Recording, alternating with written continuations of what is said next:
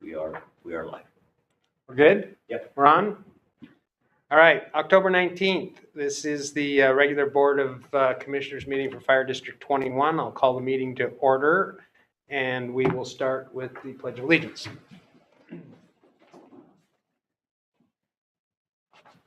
I pledge allegiance to the flag of the United States of America and to the republic for which it stands, one nation, under God, indivisible, with liberty and justice for all. Thank you. Roll call. I'm Bruce Ansel. Matt Rigberg, present. Jason Vanderbeek. John Crawford. Scott Fisher. Sean Ward. John Aaronholmes. And Commissioner McMurray is excused. Is there any public comment? No, sir. All right, we will open the Volunteer Pension Board meeting at 11 a.m.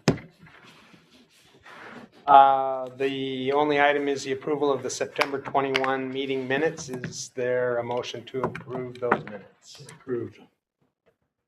Second? Second. All in favor? Aye. It's unanimous. Anything else, Chief, for the Volunteer Pension Board?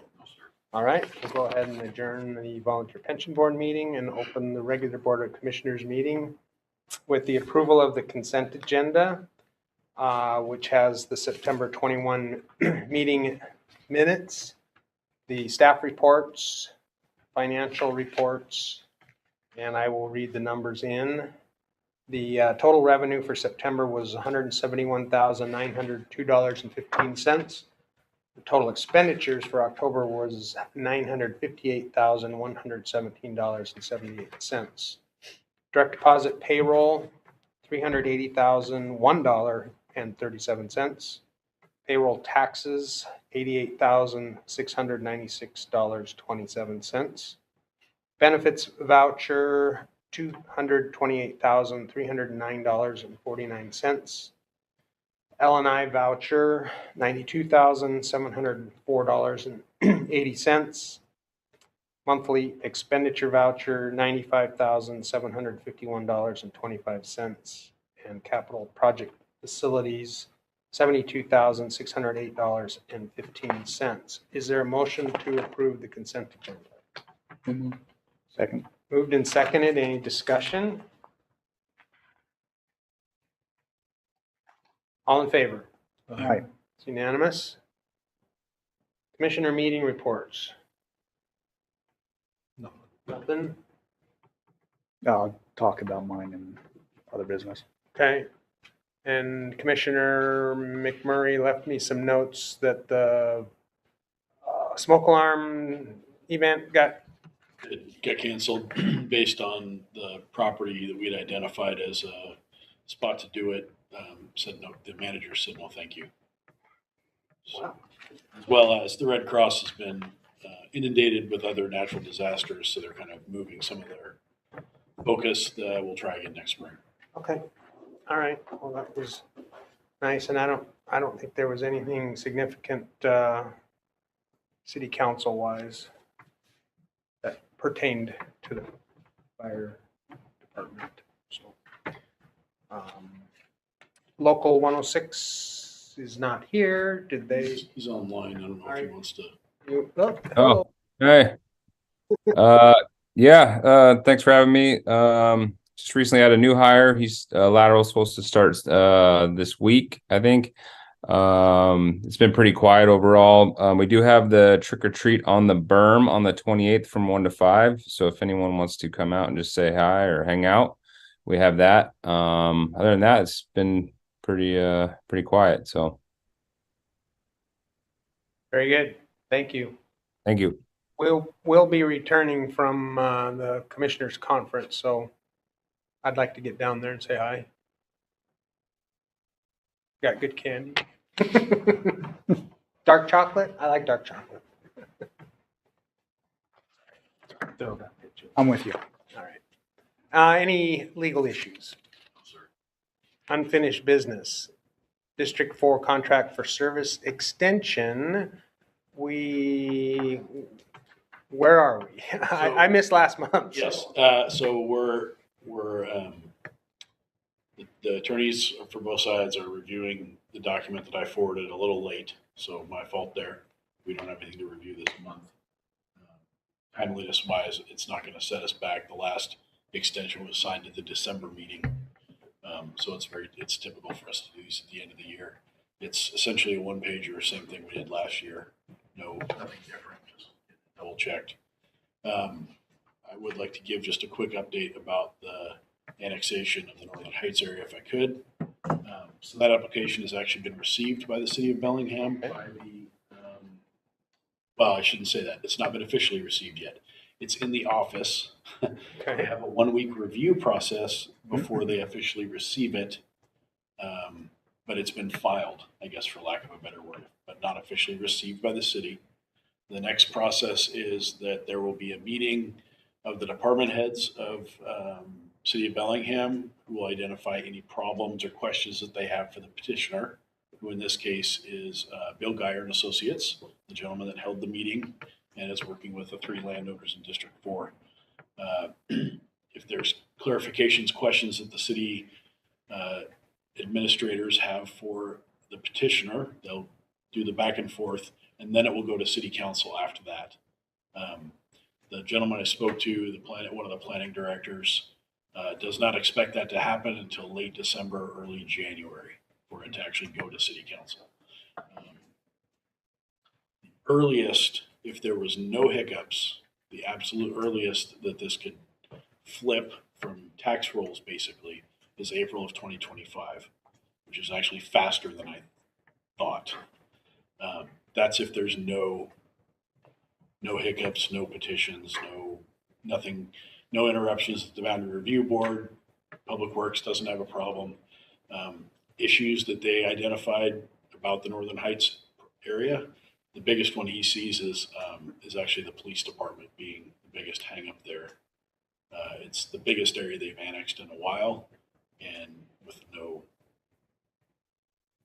expansion of law enforcement services, he thinks that's where there might be the biggest hiccup. I asked him about fire, and he was very confident. Nope, the auto aid agreement, we're good to go. So back to the extension, we're extending to December of 2024, correct? Right. Correct, okay. 1 year. Yes. So, And in, our board met Monday for their regular meeting. We had this same discussion. I have some more details now, but we had the same 1 year extension. This is where the annexation is, that kind of thing. So, and the fact that they passed their levy will assure that they'll be able to make their contract payment. So that was the big issue before. yes. At least on our part to start moving forward. Of course, the decision to whether we form an RFA or not, or figure all that out, is going to depend on what the tax base is and if we would be assuming a liability by taking on a jurisdiction that doesn't have the tax base to fund a fire department. And the continual degradation of that tax base by annexations. Right. So, Is there And- anticipation Is of that just further be- annexation? time before they- when I asked about Tweed 20, which is that, I don't have a way to show you right here, but there's a cutout, basically after this annexation of Northern Heights, Bellingham's going to essentially draw a C around an area where they'll surround a neighborhood on 3 sides. And he anticipates that the city of Bellingham probably needs to start planning for the annexation of that area and get that's just a foregone conclusion. So nothing official, but that was him talking about how he has seen annexations go in the past. And there's a newer RCW or law in the state that says basically if a municipality surrounds something on 3 sides, then a simple petition will pull it in. And I assume that section signed off on the annexation prior as well as these other areas No, that, sir. no, they don't have the city services issue, but because of the surrounding on three sides, they don't have to vote. The citizens wouldn't have to The vote. citizens wouldn't have to vote. It's more of the city and the Deciding county if they want. negotiating that this is the right thing to do. Sure. All right. All right. All right, stay tuned, eh? Yeah.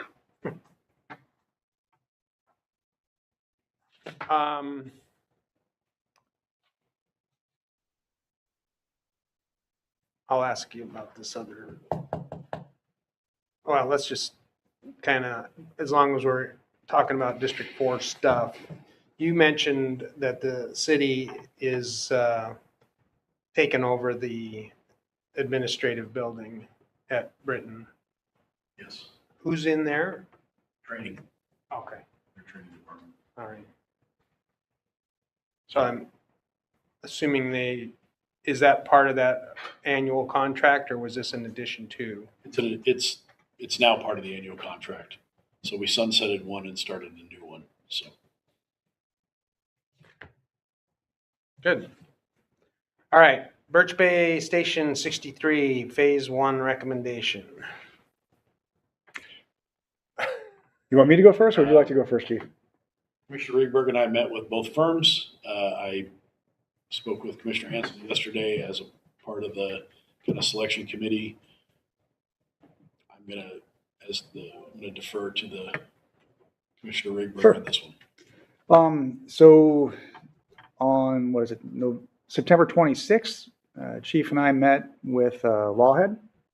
And on October 9th, we met with Rice Fergus, and both companies toured the facility.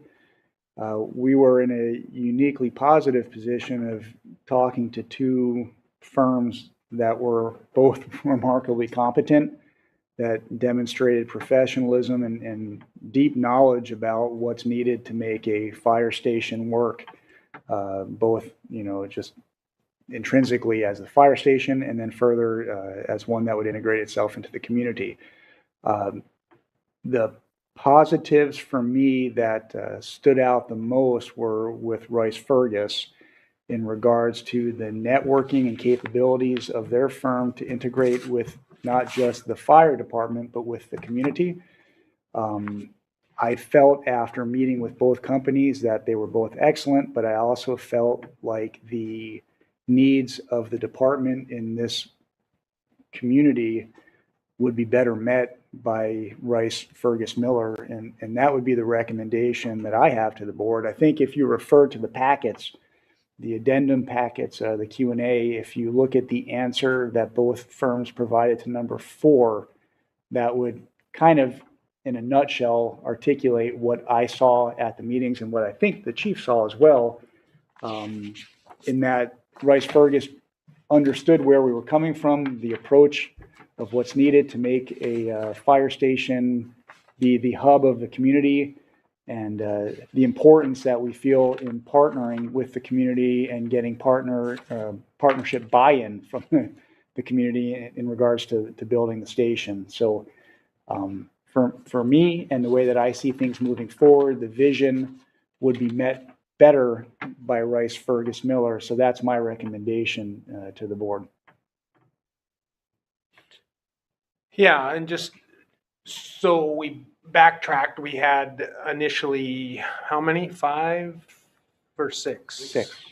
6 firms. 6 firms responded to our request, and the 3 of us met, and there, Four of us. 4 of us, sorry.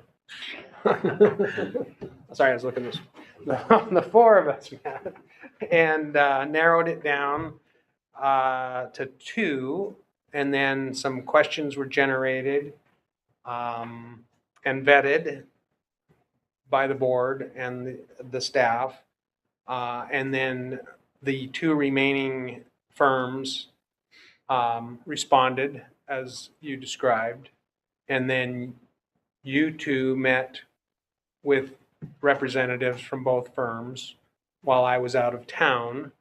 And then when I got back, the chief updated me, and we talked a little bit about what you found. I've reviewed the documents, and so I have no objections to your recommendation. Like you said, both of them seem like they're good, reputable companies, but yeah, I don't know if it's just the way they responded or not being able to meet them in person. I'm relying on the two of you to speak, but I'll say that meeting with both companies, there was just a sense of partnership from Rice Fergus with the staff there that felt a little less clinical. It felt very personal, and that there would be a personal sense of service and pride that they took in working with us. That really stood out to me. Okay. Chief? I concur with Commissioner Rickberg. Okay. I was impressed by both. They're both obviously very good at what they do. Lawhead did Station 12, the Station 12 Right, campus. right. A good example of what they are capable of. I just felt like there was a better connection and a more holistic approach to the entire project from Rice Fergus Miller. Do we know how long ago they did Meridian Station? One picture here. Oh, in the Idaho Meridian, I don't know how long ago that was. I believe in there.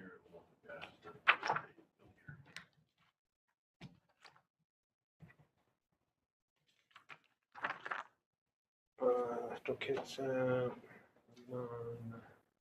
these peers, I don't see it in here.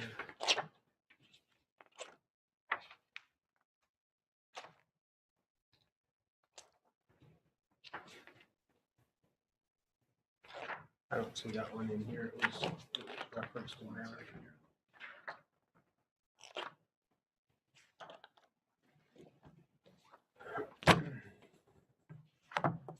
It was, grand opening was in March of 2020.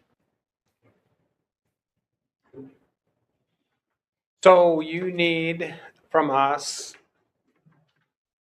an action to move forward and select Rice Fergus Miller, or your recommendation is to do that, and you need a motion by the board to do that? Yes, sir. Checked with legal, and they recommended a formal motion from the board and authorization to move forward with Rice Fergus Miller. All right, so I'm gonna defer to you to formulate and request a motion here. Well, I would request a motion to have the board approve Rice Fergus Miller as our selection for the project on phase one moving forward for Station 63. All right, I will second that motion. Any discussion, questions, comments? Chief Ward, you kind of vetted some of this stuff too. Do you have any comments or angst I or, concur with the board's decision. okay? John, you good? Mm-hmm. Scott? All right, there's a motion, it's been seconded, all in favor? Aye. It's unanimous. Thank you for your work on this. Chief Ward also for getting all of these together, and you guys doing all the work while I was gone. Thank you for having a lovely vacation. Commissioner, can I provide a brief update about Station 63, just since we're on the subject? Oh, sure. I'd like to thank our crews for their continued patience. As we've entered the wet season, we've entered the wet season at Station 63 as well. Right? We're keeping an eye on it. In the bay or in the quarters? Not where anybody sleeps. Good. But on the west, the entire west wall. So those storage rooms, and then Where the electronics are? Okay. Just west of where the day room is. Okay. where they spend their evening. Yeah. And eat. So we're keeping our eye on that, and then as well we had the video I shared with you earlier this year of the water feature inside the apparatus bay. Yes. We now have another video of the opposite side of the bay doing the exact same thing, only to a greater extent. So I would like to thank Chief Ward for going out there and barehandedly cleaning the downspouts at Station 63. If he develops any sepsis, we're going to have to. Fortunately, that's all it was. It wasn't that the scuppers didn't work. They were just significantly clogged with. Okay, So so we're hoping that will mitigate. Well, we have a maintenance plan in place now for us Does it to. involve blue tarps or? Is Yeah. we brought that up in the sense that to continue to throw Band-Aids on that building is I just don't. I mean, right now the Axiom Roofing has done everything they can to mitigate the leaks and the water infiltration, and their only fix is to come in and tear off part of the roof and redo it. To the tune of about $30,000 to do that one wall. And that's throwing money away at this Right. point in time. It's pretty much That's throwing awesome money anyway. away, yes. Okay, so worst case scenario, we can't live there anymore.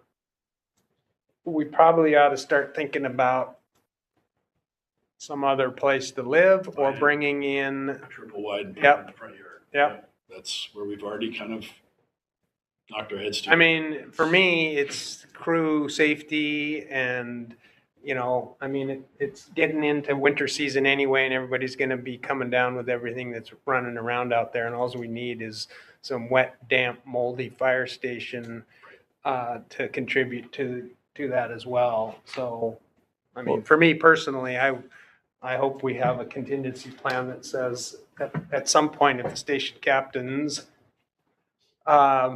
Inclusive. choose to, We call him Chapton. $30,000's a nice down payment on a triple wide. yeah, anyway.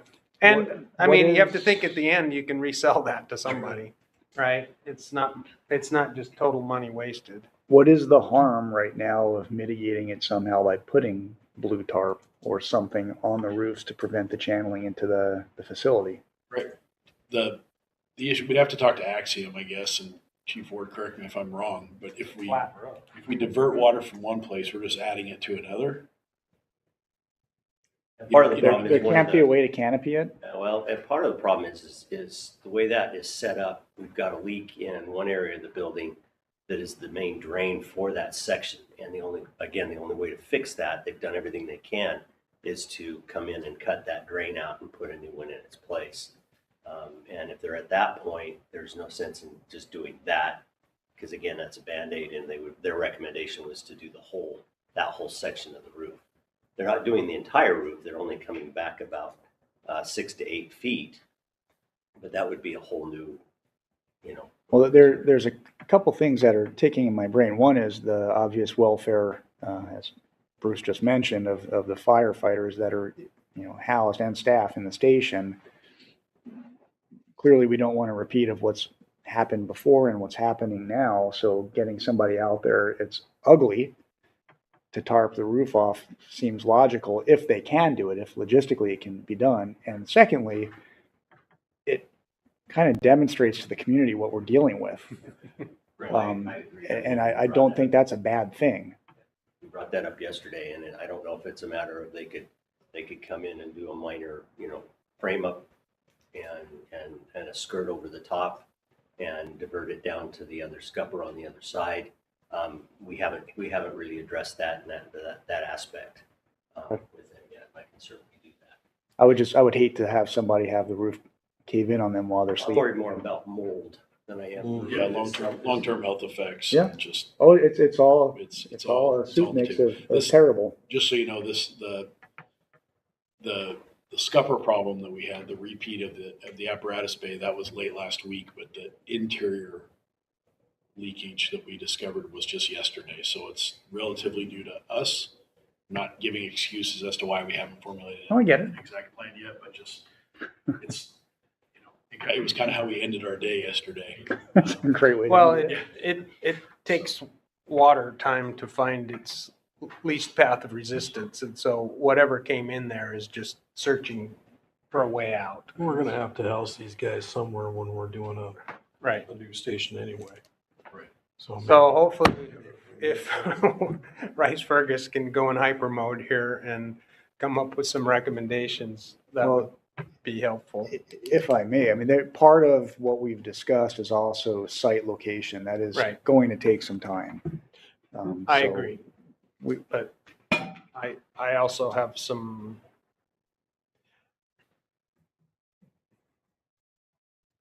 thoughts about whether we continue to keep our mechanic attached to this location. And if we were to move the mechanic facilities to say Haney or anywhere else, that would free up additional footprint space. And just kind of thinking about it at 4:30 this morning, would it not? I was still sleeping. by the way. Good. I'll call you next time. Would it not be more productive to have the mechanic more centrally located anyway, if apparatus are being moved around? I mean, we're kind of on totally one corner of our response area, and every time you got to bring an apparatus in, you got to drive it clear across the whole district. And again, you can tell me I'm crazy, but it seems like if we're looking for more space on the existing plot, the easiest way in my mind would be to move the mechanic out and free up that for either crew quarters or something. I know there's a lot of stuff in there, but that all can be moved, right? Yep. And, Haney's probably not able to house a crew because of the nature of the land and the septic system and stuff, but it certainly could house a mechanic. Whether that's the right place or not, I mean, Delta might be, but that's good luck trying to get that to happen. But It's a possibility. I mean, Possibility. the one downside with the back of the shop for housing is we just had a repair back there for the roof as well. no, I'm saying for the footprint for a new station. Oh, yeah, yes. I mean, part of it is we're trying to incorporate a community room and maybe potentially administrative offices and expansion of crew quarters and all of that, and include a mechanic bays shop, which is about, what, a third of the station? I think that's an excellent thought. What about the Delta station and looking at the option of adding another bay or two off to that north side? I mean, No, I mean, But I see what you're saying. I understand. I absolutely understand what you're saying. And I think that those are some of the things that we can talk with Rice Fergus Miller if they haven't already thought of those things. Yeah, I don't want us to get tunneled in to say like we've No. got to build the same exact thing on the same plot and then realize that we don't have room to do that. And where is the wiggle room? Correct. And to me, one mechanic and all of his tools and lifts can more easily be relocated. And it might, in the long run, make more sense for the movement of apparatus. But Well, and the both anybody that's looked at that shop knows that that ceiling needs to be raised. It needs to be higher. So it wasn't like there was ever an option on the table to leave the shop and tear down the front. And right. it's going to be, it sounds like it's going to be a total rebuild anyway. So if we have if our options are endless as far as where it can go, then maybe that's the best way to do it, is to look at other option, what other, Yeah. shop relocation versus having it with the building. shop and some decent storage, some centralized storage for the district. Just a thought. Anyway, It's an excellent Sorry. thought. moving on. Vacation is good for now you. that we've now that we've solved all of the apparatus issues, or the station issues, let's move on to apparatus. So Chief Ward and I have an unfortunate. What of me, I'm good for it. I know, You don't have to I'm take me. responsible.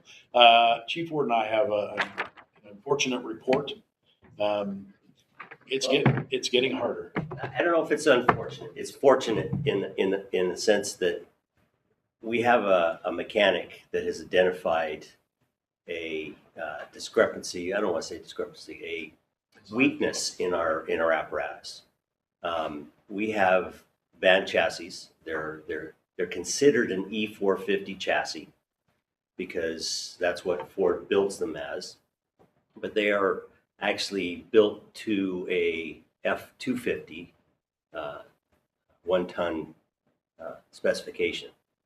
And what we found, or the mechanic has found, is that he had a rig in the shop here just recently that's only got 40,000 miles on it. And those 40,000 miles have burned out the bearings on the front end, burned up the oil in the rear end. And it's not that our guys are abusing it. It's just that these rigs are not designed for the excessive use that we put on them. They're designed more around a department like Seattle, where they don't go big distances from hospital to station. And so his recommendation is that we move up to a truck chassis, an F450 chassis that is designed for the abuse and the weight that we are putting on them. Currently, he had the weights measured on one of the rigs, the 8 rigs that we currently have, one of the brand new ones. And you only have 140 pounds worth of give on the front end before you're overloaded. So you put... Is that with or without a that's not, body in it? that's not putting 2 firefighters in front. Great. And you only have like 300 pounds in the back. So they're not built for our abuse. And unfortunately, we were never really, in the past, never really given that opportunity to look at it from that standpoint from our shop, unfortunately. Right now, he's very aware that these rigs are not going to be something that we can keep for 10 years. We're going to burn them up long before that. They've done, our apparatus committee has done an extensive bunch of research here recently. They've gone, he's contacted multiple mechanics all over the state and all over the United States, actually, looking at what they're using, because they're using 450s and 550 chassis, and talking with the guys that actually do the repairs and the maintenance on it. He's gotten really acquainted with a mechanic in Issaquah that is on the vendor that we're looking at using for ambulances, Lifeline, builds very good ambulances. These guys are on their 3rd re-chassis with the same box. So that tells us how well they're building their boxes. But along that line, their maintenance and preventative maintenance and wear is much less on the 450 than it was with anything else that they've had. So, Just real quick, sorry to No. correct, but it's actually Kitsap County. sorry. What Ryan, our mechanic, did is he reached out to basically like not geographic comparables so much as like terrain comparables, and talked to their mechanics about what are you guys using. Interestingly, Fire District 1 and Fire District 14, Sumas, have both in the last couple of years switched to a Type 1 ambulance, which is it's a truck chassis as opposed to a van chassis. I think if I'm honest with myself, I think that we've been doing the same thing over and over because that's what Bellingham does. That's what we see modeled in front of us when that's what. Which they have a much shorter response. They have 35 square miles. Yeah. It's just different. This would also, switching to these chassis would give us a 4-wheel drive capability, which we currently don't have except for in 2 of our reserve aid cars. And the type of suspension that they're putting on these units allows it to lift 6 inches. So it can be used for floods, snow, that kind of right. It's We're going to put on it. it's a rural weather. it's a rural capability ambulance as opposed to using a suburban or urban type ambulance in a rural setting. So I guess my question is how does the vendor justify building these knowing that they're underrated? Thank you. Yes, They all do, unfortunately. I don't know. That's become, actually, I've spouted that off to Chief Ward a couple times in the past couple weeks, is that how can you sell something that you don't, isn't gonna, it's not the right I application. mean, if you can't put 2 firefighters in the front without overloading it, Right. how can you sell it as a And this- functioning unit? And it's interesting, but this same question is going to lead to the next topic in this same section, which is about our engine builds, is that the way we had spec'd our engines in the past, unbeknownst to us, because maybe we should have known. Now we know. We're not mechanic technical type. We don't understand axle weights and some of the gear ratios and things like that. Although our new mechanic we're drinking from a fire hose and we listen to him. Very Our versed. front our axles are underweight. We're overweight on some of our engines, and if my job as the fire chief is to protect liability of the district, we're not doing it. And so I don't know. I haven't that. I don't know how they sell that. Chief, there's a When I- disconnect when I- somewhere. When I pressed the salesperson about it, what he said is, well, we do what the customer wants. And he said, well, we can offer you a waiver. And I'm like, I don't want a waiver. I want the right axle for the right application. Because when this rig goes out and gets in a wreck, the first thing an attorney's going to do is see that it was overloaded. I'm part of this. Sorry, I didn't interrupt you. Sorry. And basically what it came to was me telling the manufacturer that, no, I want to pull my apparatus out of line. I want to cancel the order. And then it was, whoa. We can fix this. Okay. Well, I want to do it one time and I want to do it right. I don't want to, we've been doing this for 9 months, maybe a year. It's eating up too much of our time. Manufacturers build these rigs to an NFPA standard. And they build them, if it's the NFPA standard that they build them to, that's all they build them to. Now, if we come in and say we want a beefier suspension, we want a different engine, different transmission, they'll do that for us. But they're building them to that minimum standard. But if the minimum standard And it's horrible. doesn't meet the weight that we're putting in them normally, right? It's not like,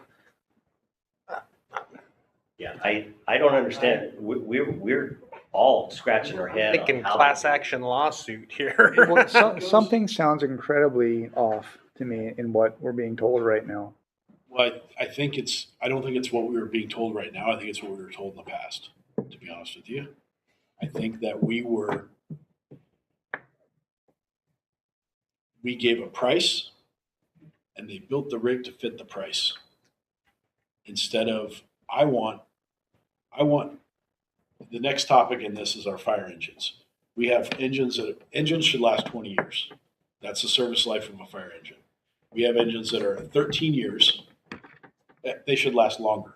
We have rigs out here that we have old Pierce tenders out here that are 30 plus years old that fire up on the second turnover of the engine. We have 13-year-old rigs that we've come to discover are underpowered.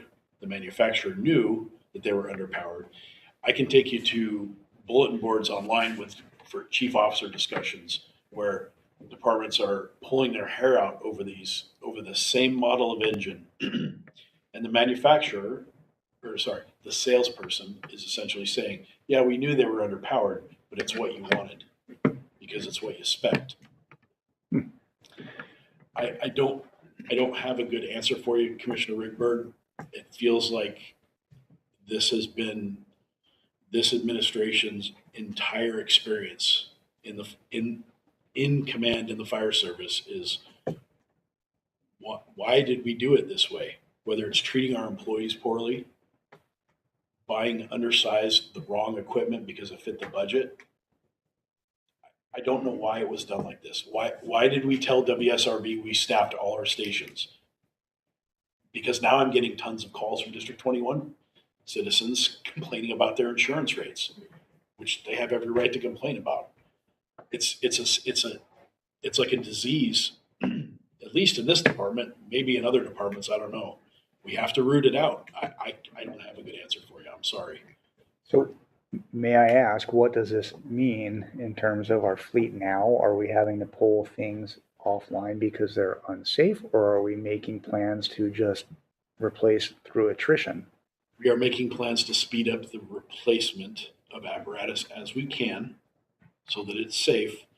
The biggest problem we have right now is with apparatus going out of service, mechanical. And it's like they're hitting the end of their life cycle way too early. So we're seeing bigger repairs. I'll take you to fire engines for an example. Engine 61, the rig's 13 years old. It just had its head gaskets redone. Okay, now it needs a new turbo, which is $10,000. It shouldn't need a new turbo. If we were using it in the correct application, which is like for an area like Linden, a flat small, the thing never hits more than 45 miles an hour. In 8 or 10 square miles, we could it would be in service for 20 years. We don't. This thing, as soon as it goes out here, it turns right and it goes up H Street Hill, and then it goes up and down hills, and it's doing 50 miles an hour to 60 miles an hour. It's on the freeway. These engines are getting beat. Plus we have this engine was purchased at a time when there was new EPA requirements on all the diesel particulate filters and all those things. So they're relatively new. And it's accelerated the death of key components. We're having to replace them. Are we able to rotate vehicles to different stations to increase the lifespan? They all have the same engine. Same issues. They were all spec'd with the same engine. But to prevent one, like if we go lots of miles up here, but another company goes much less down south, are we able to rotate out? Yes, and we have a spare now. And that's the big thing. So if we can keep them, best way I can say it, if we can keep the engines from syncing up their maintenance problems, we will always have a reserve ready to go. And Ryan, our new mechanic, has been fantastic about identifying like predictive problems. The way with oil testing and getting some of the fluids tested in the rigs, he's able to identify problems before they happen, before they're absolutely catastrophic.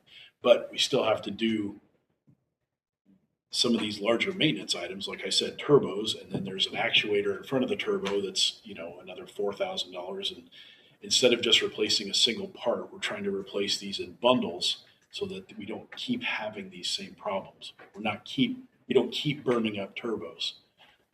This will be the second turbo in the past 4 months. Fortunately, not on the same rig. Not on the same rig. But you can see these problem, the intensity of the problem is compressing it. The time's getting compressed where it happens.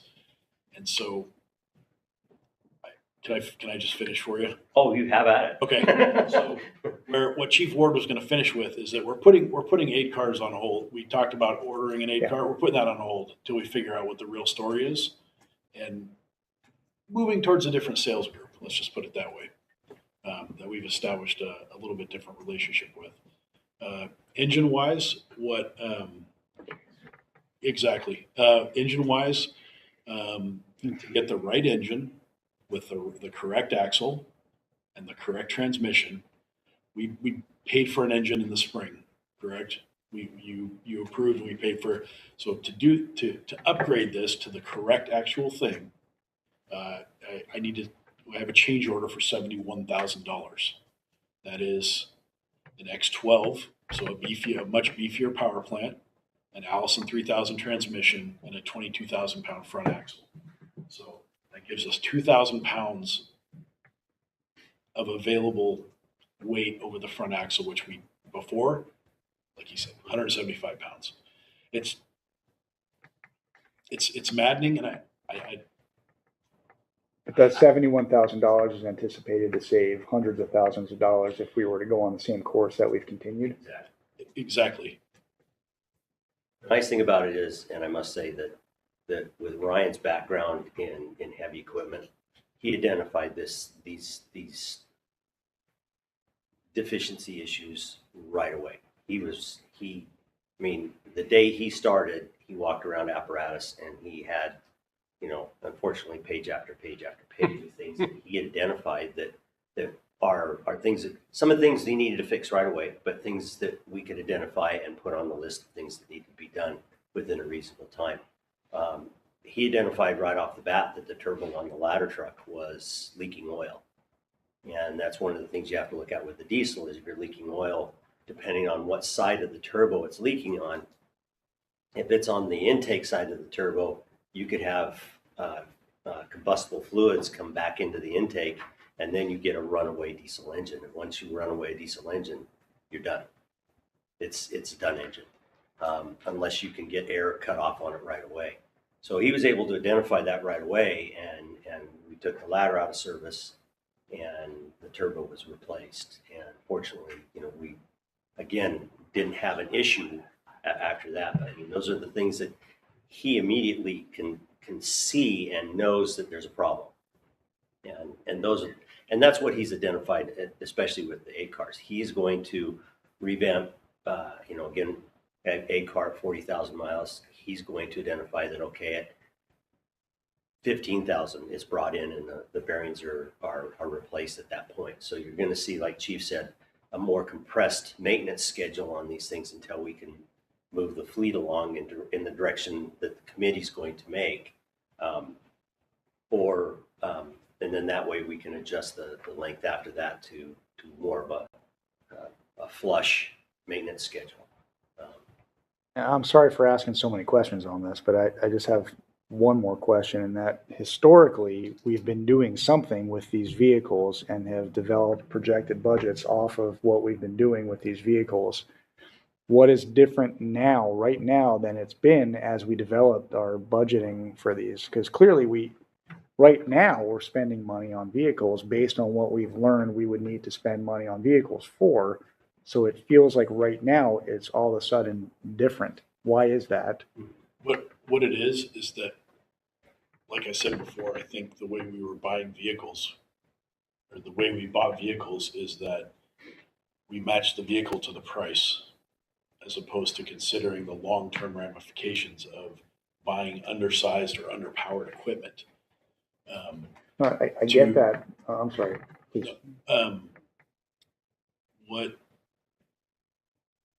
What Chief Ward and I are coming to understand is that we have to look at the price of the vehicle over the life of the vehicle, and what do we need to do? What can we do on the front end to alleviate back end costs?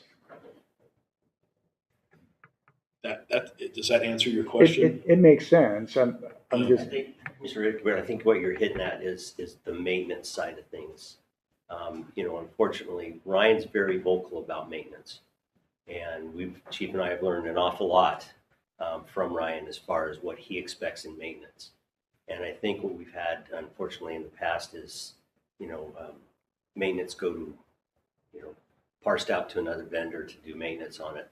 And they may look at it from, they've got a few more miles that they can go on it. They don't need to replace it. Not looking at the predictive maintenance side of things and waiting until it comes back in to do that maintenance. Were the vehicles dying far in advance of our anticipated lifespan before our new mechanic came on board? We were, yes, they were. Okay. It started with the Ford 6-liter engine, but what we were doing was throwing good money after bad by replacing whole engines, by replacing head gaskets. So we've been locked in this crazy cycle for about the past 8 years. Okay. Um, That makes more sense to me. I'm now learning the benefit of, like you said, budgeting more, but budget more, maybe give yourself another 3 to 6 months before you buy that rig. So that you can buy exactly what, so you can overbuild it. Not to the degree where it's ostentatious. We're still not building parade rigs. These are going to look like toolboxes on wheels. But the internal components, the working components, the safety items, the brakes, all those things are correct as opposed to being just good enough, which is what we've been doing in the past. We've had something similar to the roof on 63 on wheels, basically. Correct. And we discovered, and that's what Ryan has discovered. And he's not just discovering it, he's calling us out to the shop and showing us a good set and a bad set, and then explaining how this puts our people at risk. That's clarified. I was just wondering how it's now and how we've been making a budget around it, but it sounds like we've been dealing with it just without a lot of attention being brought to it. Now it's been brought to your attention. And I'm bringing it to your attention. Right. I Okay. think in the I past get it it. wasn't brought to the board's attention maybe quite so much. Sorry to take up so much time. Brian. No, you're the only one that has to leave. Yeah, I do have to leave. Yeah, sorry. So No. if You're requesting a change order yes, sir. of $71,000. It is total is $71,130. There's no extra add to pay or anything that's got to go in there. Do we need up? That's their change order. Once we sign the change order, that's the amount That's they it. agree to. Okay. So this is our existing order that is on Still in the line. docket, still Still in in line the for 2 years from now or whenever the hell. We did with this change order. We did not lose our place. Okay, so build is when? I'm not even going to attempt to answer that. It will probably be 18 months before we'll see this rig. 18 Okay, to 20 well, I mean, months. just, all right, so it's not like if we do this change order, we get it in 2 weeks. Nope. No, but we didn't lose it. We won't lose our place in line either. They're not happy. Well, and if other people are pulling theirs out, maybe we bump up. Nobody's pulling apparatus out right now just because of the timeline of things. Sure. I was talking to Captain at Bellingham here the other day, and they all run Pierce, and their rep that they use said Pierce hasn't had this many orders in their history in their system right now. People are literally going, hey, I don't care what you have to do, put me in the line. We'll worry about getting the spec to you. Just because there's such a demand on fire apparatus right now. All right. Well, I would much rather have a well-built, safer rig on the road that lasts its predicted lifespan. And as you alluded to, we'll probably spend more than $71,000 in repair and maintenance time and potentially safety concerns. Right. I don't even want to go where one bad turn could lead in the dollar figure, but it would be in the millions. So I'm sure we have the $71,000 in our apparatus fund Yes, sir. to cover this, and so I will move to authorize the total of $71,130 for the change order for the new engine spec update. Second that. Any other discussion? Good? All in favor? Aye. Thanks, Chief. It's unanimous.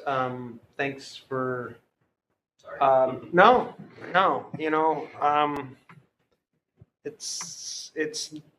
I'm glad we're discovering these things. It's not fun.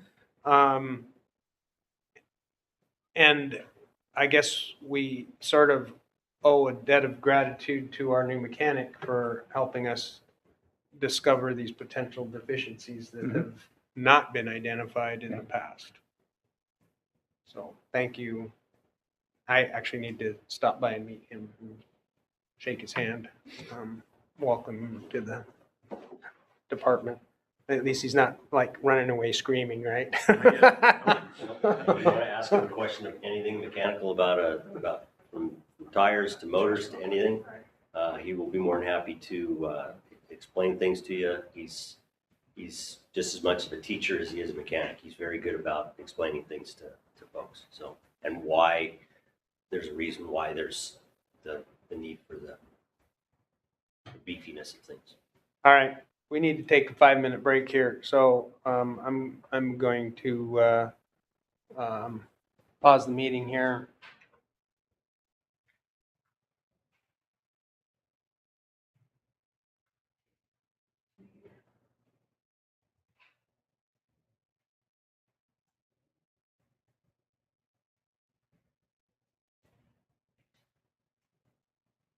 Should be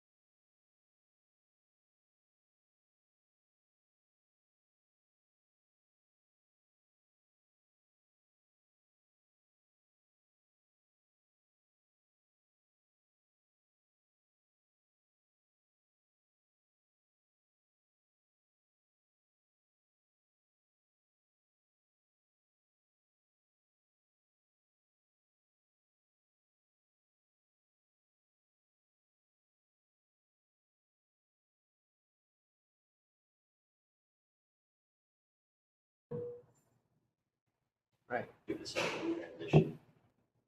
We're back on, but there we go, we're back. All right, back after break.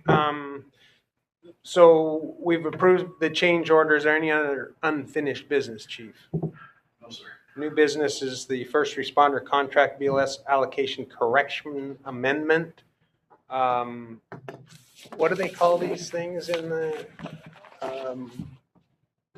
County screw up. Scrivener's error. Scrivener's error? Wow, that's a polite way of saying we Somebody, didn't add very well, or what? Yes. So this, hang on, let me get to the report packet here.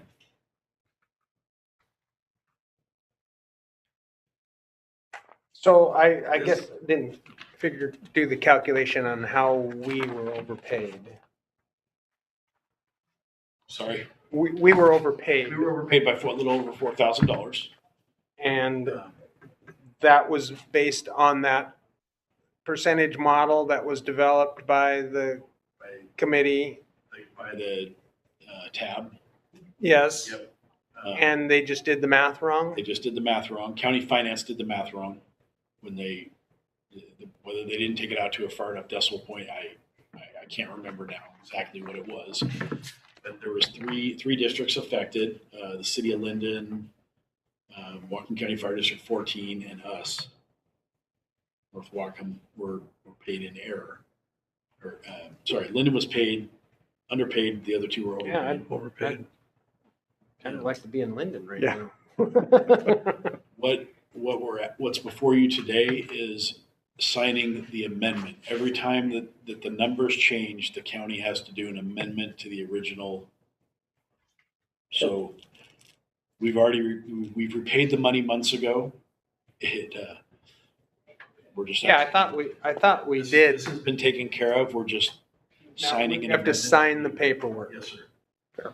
Excellent. So the correction amendment is before us. It is a contract between Whatcom County and agencies saying that our allotment is corrected and we've already paid.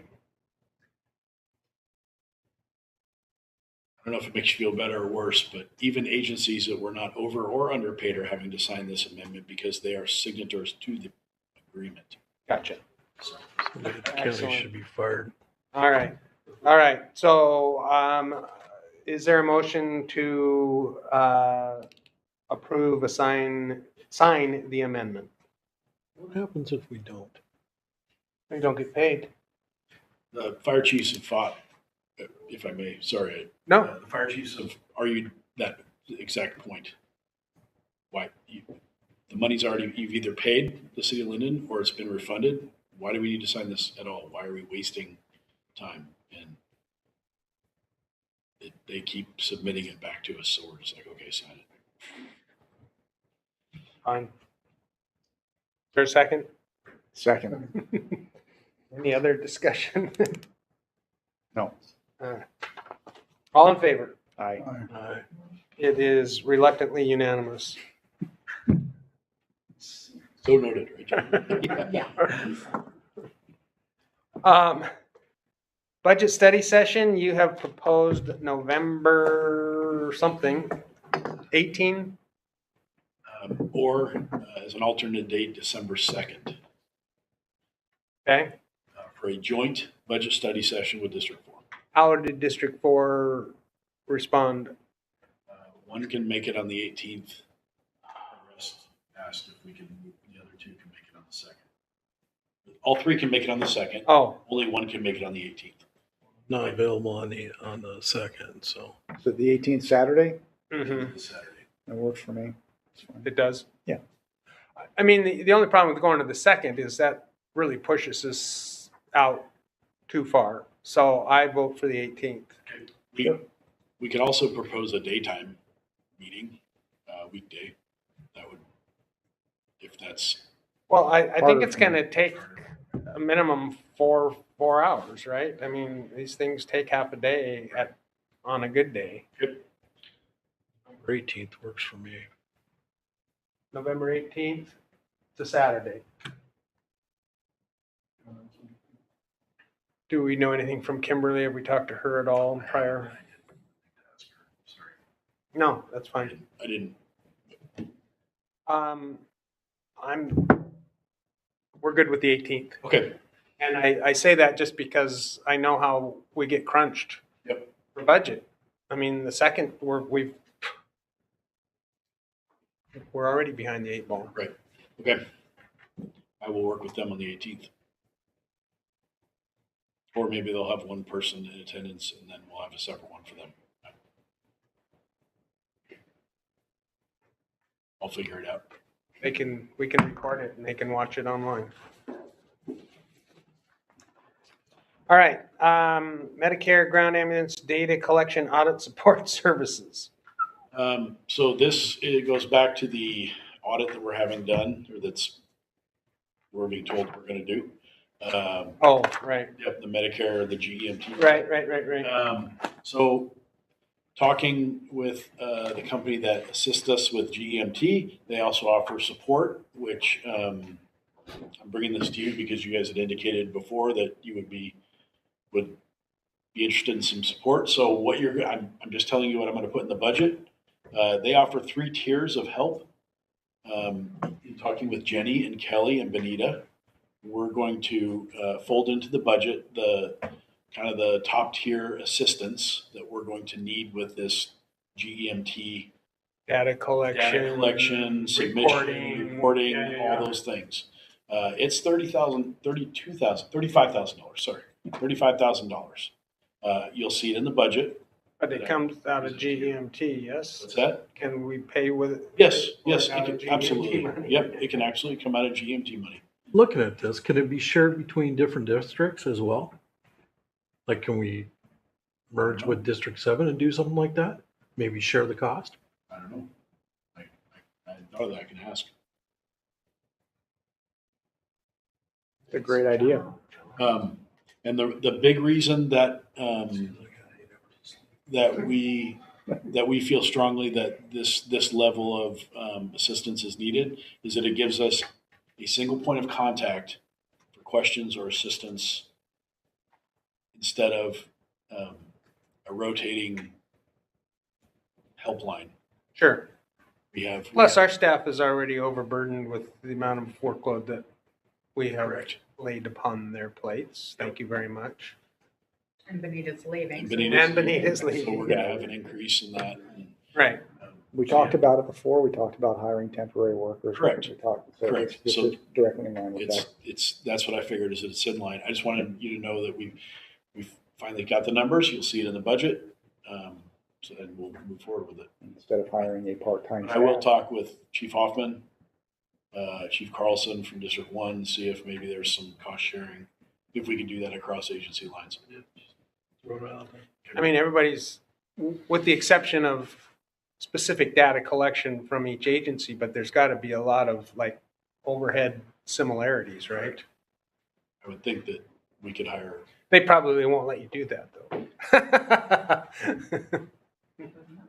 Everybody's got to have their own. They're in the business of making money too, I suppose. Anyway, thank you for reporting back and checking on that. And yeah, I certainly don't want to add any more burdensome workload to our staff. Any other new business? Correspondence in our packets?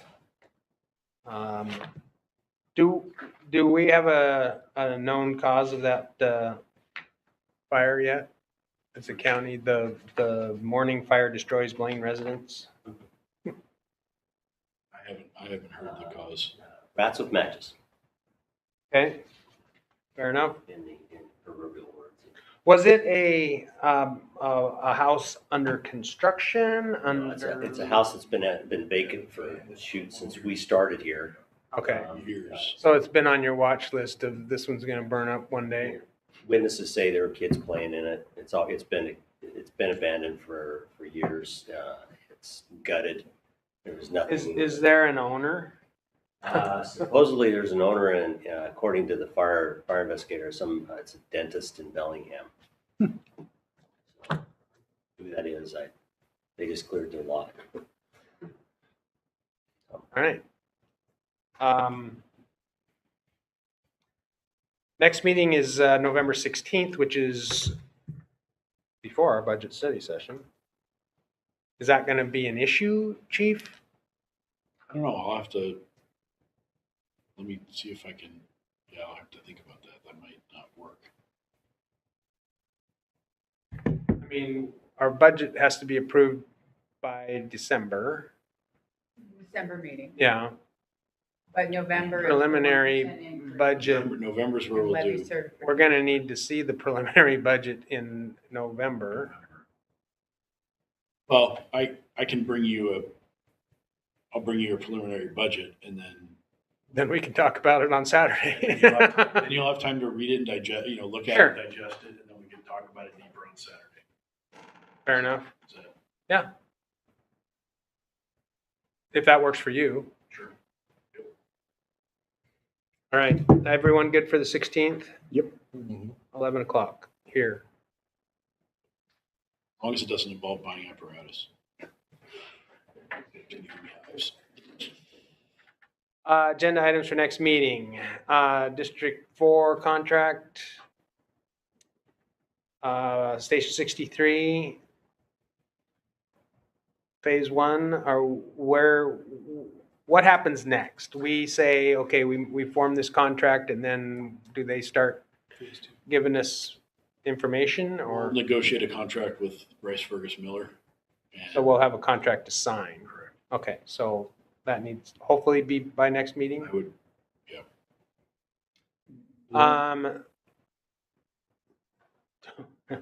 I hate to ask, will there be more apparatus stuff, or? At least fingers crossed. I mean, it may be under new business, but not under unfinished. not under This was because it was a change order on an existing. change order and to let you know that we'd stopped Right. any forward progress on any 8 cars until we get clarification on our specs. Sure. So Is it possible to get an update on the living conditions at 63 on the next meeting? Sure. Absolutely. Roof Yep. status and Sure. maybe we need Just, to do some type of new quarters for the troops. Update on 63. Weather dependent. Weather dependent, yeah. Okay, the contract's done. The budget study session, we'll be looking at the budget under new business. Public hearing for the 1%, is that? Yes. Yep. Is that, public hearing is when? In November. That'll need to be next month where we'll do the 1%. Okay, That's due by the end of November, Because we in November. to submit that to the county. Okay. So there'll be a public hearing that's posted in our regular notifications. All right. Anybody else have any issues they want for next meeting? No, sir.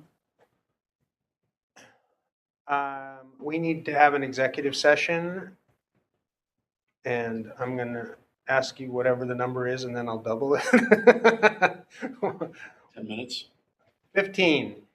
We're going to break at 12:15 and be back at 12:30. I'm going to endeavor to